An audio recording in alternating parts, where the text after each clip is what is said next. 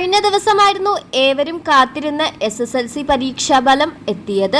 പലരും full A+ കൂടിയും കുറച്ചു പേർ മാർക്ക് കുറഞ്ഞും അതുകൂടാതെ SSLC പരീക്ഷയിൽ വിജയം പോലും കൈവരിക്കാതെയും ചിലരുടെ റിസൾട്ട് വന്നിട്ടുണ്ട്. ഈ സമയത്ത് വളരെ സങ്കടപ്പെടുത്തുന്ന ഒരു വാർത്തയാണ് ഇപ്പോൾ പുറത്തു വന്നത്. SSLC റിസൾട്ടിന് പിന്നാലെ വളരെ സങ്കടപ്പെടുത്തിയ 16-കാരിയുടെ മരണ വാർത്തയായിരുന്നു ഇത്.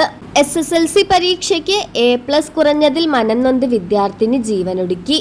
പല്ലന KV ജെട്ടി കിഴക്കേക്കര മനോജ് ഭവനത്തിൽ മനോജ് സൗമ്യ ദമ്പതികളുടെ മകൾ 16 വയസ്സുകാരി ആര്യനന്ദയാണ് വീടിനുള്ളിൽ തൂങ്ങി മരിച്ചത്.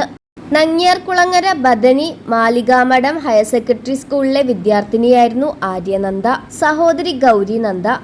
മൃതദേഹം ഹരിപ്പാട് ഗവൺമെന്റ് താലൂക്ക് ആശുപത്രിയിൽ മോർച്ചറിയിൽ സൂക്ഷിച്ചിരിക്കുകയാണ്. വീട്ടുകാരുടെ വഴക്കു പറയലിനെ പേടിച്ചിട്ടാണോ കുട്ടി ഇങ്ങനെ ചെയ്തത് എന്നുള്ള വിവരങ്ങളൊന്നും പുറത്തു വന്നിട്ടില്ല.